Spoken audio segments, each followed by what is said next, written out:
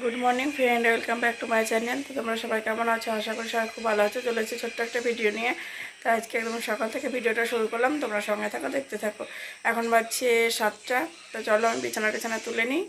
বন্ধুরা, মেয়েকে টিউশনে দিয়ে এলাম, দিয়ে এসে চা খেলাম, খেয়ে ঠাকুর ঘরটা মুছে নিয়েছি। এবার আমি এখন এই বিছানা তুলবো।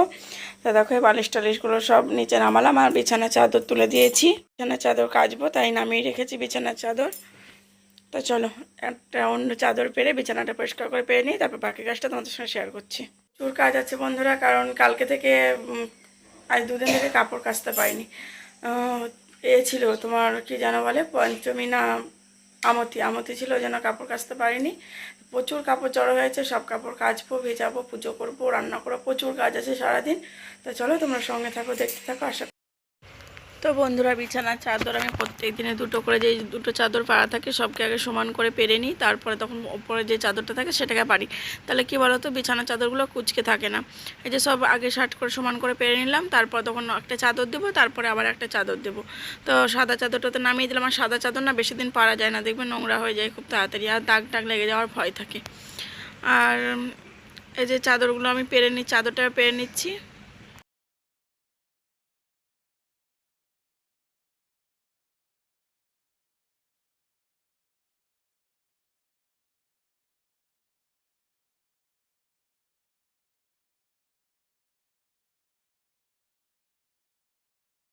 তো বন্ধুরা, এই চাদরটা আমি পারি না, এই চাদরটা গায়ে দেওয়ার জন্য রেখে দিই। তো আজকে অন্য কোনো চাদর নেই বলে আজকে এটা পারতে হলো। এই চাদরটা না রং চটে চটে গেছে, এগুলো নতুন, এই চাদরগুলোর জন্য আর কিনেও না। কি বলো তো, নতুন থাকতে না রঙগুলো চটে চটে যায়, দু একবার কাঁচা দিলে রঙগুলো নষ্ট হয়ে যায়। তো এই যে পেরে নিলাম চাদর।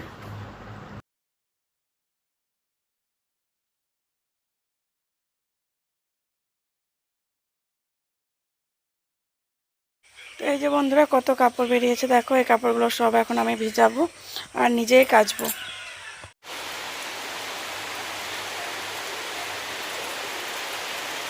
এই যে দেখো, কাপড়গুলো কেটে সব মেললাম আর চলে এলো বৃষ্টি। আবার এই কাপড়গুলো সবকে তুলে নিয়ে যেতে হবে, কি আমাকে উপরে গিয়ে মেলতে হবে। এমনিতে আজকে কাজের প্রচণ্ড কিচিরিচি, অনেকটা দেরি হয়ে গেছে, তার মধ্যে দেখো চলে এলো এখন বৃষ্টি। কাপড়গুলো মেলেছি আর বৃষ্টি শুরু হয়েছে। তো চলো কাপড়গুলো তুলে নিই। তো বন্ধুরা, সব নিচে থেকে কাপড়গুলো তুলে এনে এখন এখানে জড়ো করেছে, আর কিছু কিছু এই যে এদিকে মেলছি। তো আমার এখনও স্নান হয়নি, পুজো হয়নি, কিচ্ছু হয়নি, আর কত কাপড় দেখো ওদিকে মেলে দিয়েছিলাম। আবার এই যে সব তুলে নিয়ে এলাম, নিয়ে এসে এখন এদিকে জায়গা বার করে আমাকে এগুলোতে মেলতে হবে। তো চলো কাপড়গুলো মেলে দিই আগে। আর এদিকে দেখলাম পুজো তো হয়নি, রান্নাটা টুকটাক যতটা পারি এগিয়ে রাখি। এখানে আলু পোস্ত আর এদিকে ডাল বসিয়ে দেবো। আর আজকে অনেক রকম রান্নাও হবে।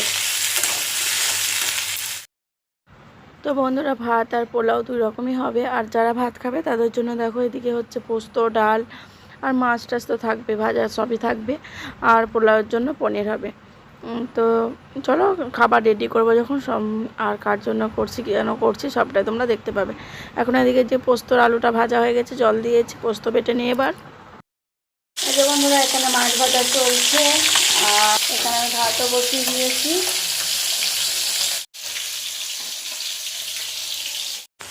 এই যে বন্ধুরা, এখানে মাছের মশলা কষানো চলছে।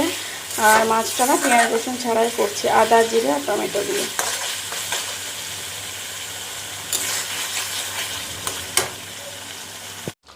এই যে বন্ধুরা, মাছের ঝোল হয়ে গেছে, চলো মাছের ঝোলটা এবার আমি নামিয়ে নিই।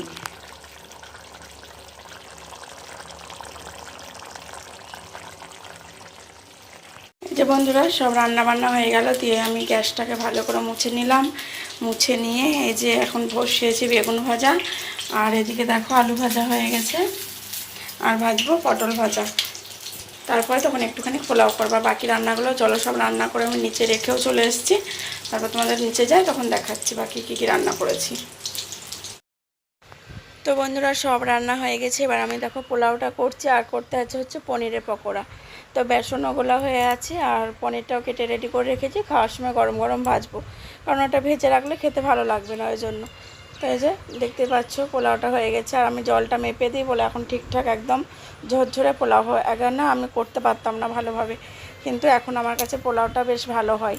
তাতে বেশি পরিমাণ করলেও ঠিক হয়, আবার অল্প পরিমাণ করলেও ঠিক হয়, কারণ জলটা একদম মেপে দিই বলে। আর গরম জল দেই। তোমাদের সঙ্গে একদিন শেয়ার করবো। তোমরা যদি দেখতে চাও তো কমেন্টে জানিও, আমি পোলাওয়ের রেসিপিটা তোমাদের সঙ্গে একদিন শেয়ার করব। তো চলো বন্ধুরা, তোমাদেরকে এবার সব রান্নাগুলো একবার দেখিয়ে দিই, কারণ সবই দেখেছো মোটামুটি, কী হয়েছে না হয়েছে সবই জানো, তাও একটু ভাবলাম শেয়ার করে দিই। এই যে পোলাও দেখেছিলো তোমরা, পোলাও বানাচ্ছিলাম, আর পোলাওটাই মাত্র নামিয়েছি, তো গরমই আছে। আর এখানে পনির হয়েছে, পনিরটা আমার যা রান্না করেছে, কারণ ওর কাছে পনিরটা বেশ ভালো হয়, ওর জন্য পনিরটাও রান্না করেছে। আর এই যে ভাত খাবে তার জন্য হচ্ছে মসুরির ডাল, আলু পোস্ত,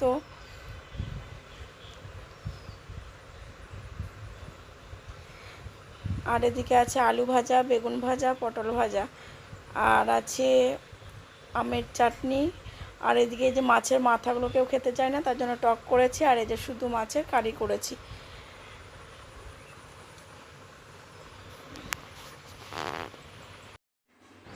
আর এই যে দেখো পনিরগুলো কেটে রেখেছি, আর বেসনটা ফাটিয়ে রেখেছি, তো খাওয়ার সময় গরম গরম ভাজবো।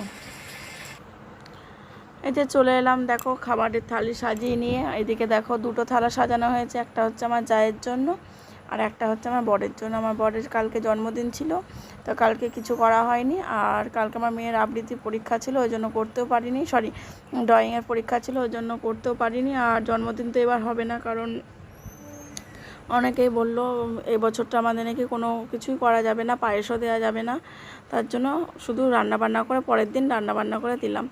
আর এবার দেখো চলে এলাম হচ্ছে বিকেলবেলায় একটু বাইরে দিয়ে, আর আমার মেয়ে ফুচকা খাবে, তাই এখানে দাঁড়ালাম। ও ফুচকা খাচ্ছে, আমি খাইনি, আমার আজকে খেতে ইচ্ছা করছে না। আর পাশেই দেখো চপ ভাজছে।